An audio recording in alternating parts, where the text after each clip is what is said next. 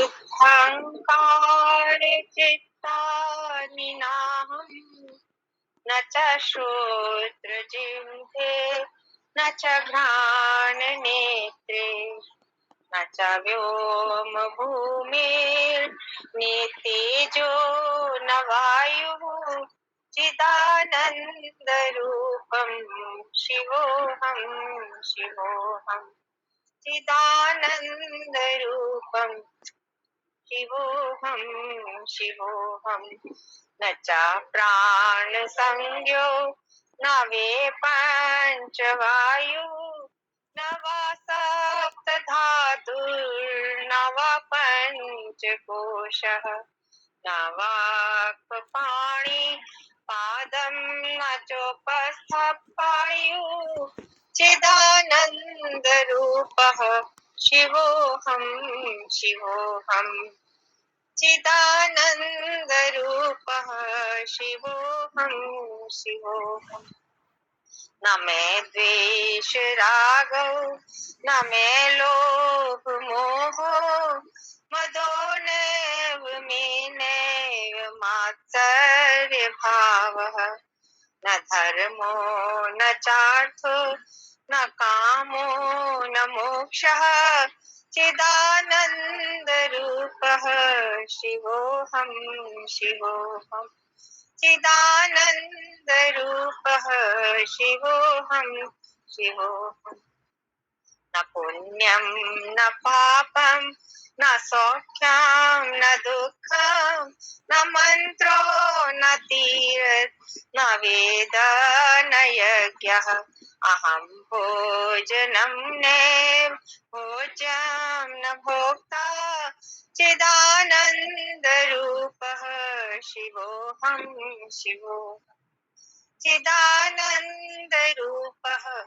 शिवोऽहं शिवोऽहं न मे मृत्युशङ्का न मे जाति भेदः पिता नैव मे नैव माता न जन्म न बन्धुर्न मित्रं गुरुर्नैव शिष्यः चिदानन्दरूपः शिवोऽहं शिवोऽहं चिदानन्दरूपः शिवोऽहं शिवोऽहम् अहं निर्विकल्पो निराकाररूपः विभुर्व्याप्य सर्वत्र सर्वेन्द्रियाणां सदा मे समत्वं न मुक्तिर्न बन्धः चिदानन्दरूपः शिवोऽहं शिवोऽहं चिदानन्दरूपः शिवोऽहं शिवोऽहम्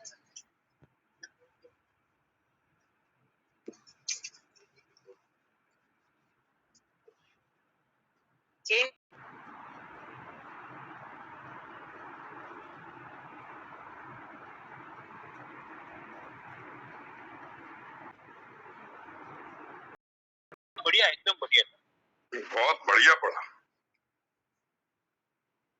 आनंद आ गया। इसे रोज करना चाहिए, बस सुबह को एक बार जी।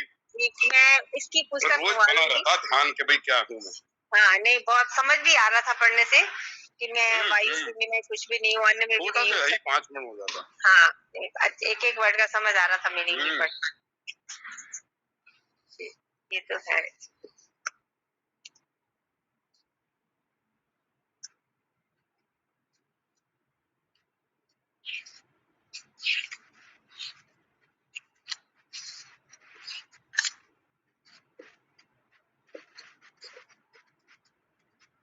स्वामी जी आ गए। हरिओम, ओम नमो नारायण महाराज जी।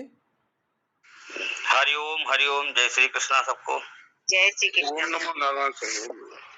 ओम नमो नारायण है स्वामी जी। जय श्री कृष्णा, जय श्री कृष्णा, जय श्री कृष्ण। जय श्री कृष्णा भैया, जय श्री कृष्णा। शुरू किया जाए। हाँ। ओम गुरुर्ब्रह्मा गुरुर्विष्णु गुरुर्देवो महेश्वरः गुरु साक्षात् परब्रह्म तस्मै श्री गुरुवे नमः। ध्यानमूलं गुरुमूर्ति पूजामूलं गुरोर्पदम् मंत्रमूलं गुरोर्वाक्यं मोक्षमूलं गुरुकृपा। आनन्दमानन्दकरं प्रसन्नं ज्ञानस्वरूपं निजभावयुक्तं योगीन्द्रमीड्यं भवरोगवैद्यं श्रीसद्गुरुं नित्यमहं नमामि। अखण्डमण्डलाकारं व्याप्तं येन चराचरं तत्पदं दर्शितं येन तस्मै श्रीगुरुवे नमः। ब्रह्मानन्दं परमसुखदं केवलं ज्ञानमूर्तिं द्वन्द्वातीतं गगनसदृशं तत्त्वमस्यादिलक्ष्यम् एकं नित्यं विमलमचलं सर्वधी साक्षिभूतं भावातीतं त्रिगुणरहितं सद्गुरुं तं नमामि। सद्गुरुं तं नमामि। श्री सच्चिदानंद भगवान की जय। पूज्यपाद श्री सद्गुरुदेव भगवान की जय। तो कल जो है वासना के त्याग की विधि में जो है आप 267 से 276 जिसमें 2 श्लोक शेष रह गए थे, 274 तक आप सभी ने सुना था। अब 75वें श्लोक में चलते हैं। अनात्म वासना जालैस्थिरो भूतात्मवासना नित्यात्मनिष्ठया तेषां नाशे भाति स्वयं विस्फुटा। यानी अनात्म वस्तुओं की कामनाओं का जो जाल है वो आत्म वासना को आवृत कर लेता है, घेर लेता, ढक लेता है। और आत्मनिष्ठा में जो है निरंतर स्थित हो जाने पर जो है उसका नाश हो जाता है। तब वो आत्म वासना स्पष्टतया भाषित होने लगती है। आत्म तत्व की जो वास्तविक यानी दिव्य सुगंधि को हमारी अनात्म वासनाओं के जाल ने इतना आवृत कर रखा है, ढक रखा है कि यह उस धूल भरे हुए जाले के समान है। यानी जो खिड़की के बाहर के सौंदर्य को जो है देखने में बाधा डालता है। क्योंकि सांसारिक कामनाएं यानी देह, मन, बुद्धि, विषय भाव, विचार, संसार से तथा अहम से संबंधित जो हमारी यानी निम्न किंतु अदम्य वृत्तियां यानी हमारी उच्चतर प्रवृत्तियों को और कामनाओं को आवृत कर देती हैं। इसीलिए आत्म तत्व का सतत ध्यान करते रहने से यानी नित्य आत्मनिष्ठा यानी ये जाले हटाए जा सकते हैं। यानी श्रुतियों का उचित अध्ययन, अभ्यास, ध्यान और ईश्वर के प्रति सच्ची भक्ति, निष्काम सेवा, समर्पित कर्म यानी ये सब मिला करके हमारे जीवन के जो है प्रत्येक क्षण को धर्म और अध्यात्म की सुगंधि से भर देंगे। यानी जब वासनाओं का पूर्ण रूप से जो है क्षय हो जाता है तब जो है आत्म तत्व स्वयं अपने आप में प्रकट हो जाता है। वो अपनी देदीप्यमान प्रभा से स्वयं ही जो है वो व्यक्ति को गोचर होने लगता है, दिखाई देने लगता है, स्पष्ट रूप में समझ में आता है।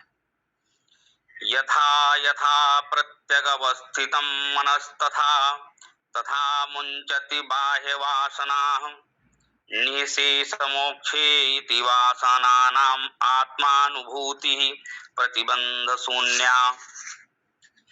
यानी जो मन है वो जितना ही निरंतर अंतरात्मा में प्रतिष्ठित होता जाता है उतना ही बाहर की वासनाओं से वो छोड़ता जाता है। और जब सांसारिक वासनाएं पूरी तरह जब समाप्त हो जाती हैं तब उस क्षण आत्मा की जो प्रतिबंध शून्य यानी स्पष्ट अनुभूति उसको होने लगती है।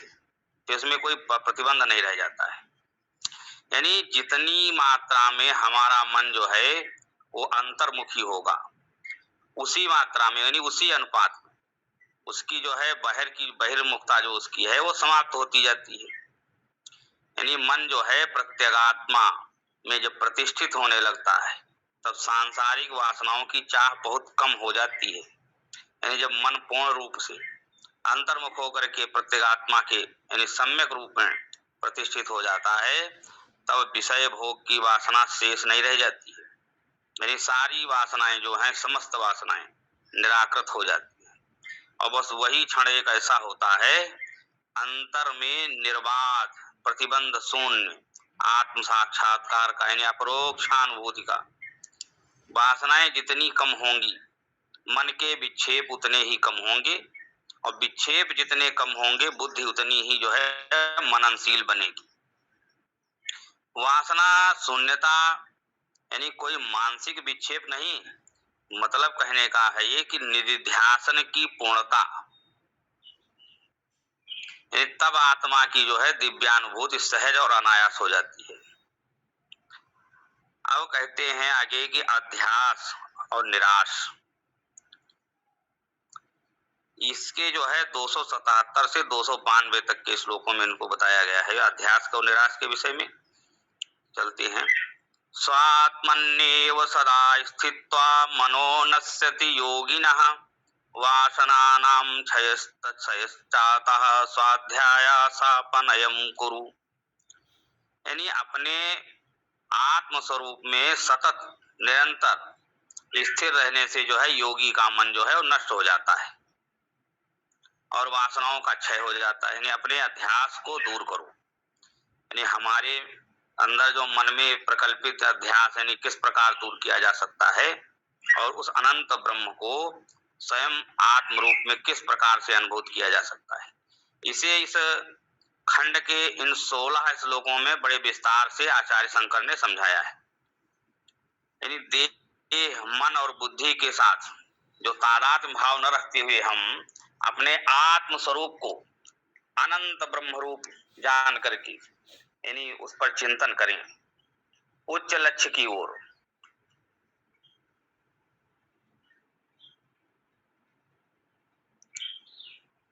और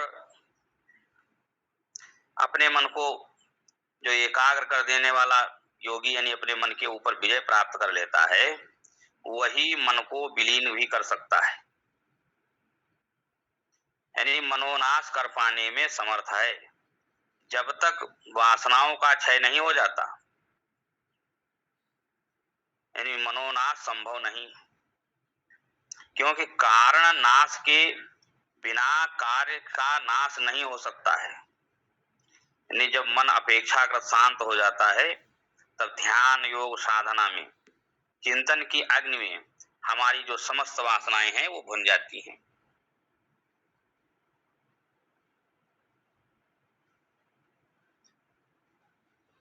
भले ही ऐसे लोग ऐसा लगे हमको कि वे अभी हैं, किंतु एक बार जल जाने के बाद वे कभी भी इच्छाओं यानी और इसीलिए विचारों व कार्यों के रूप में अंकुरित नहीं होंगे।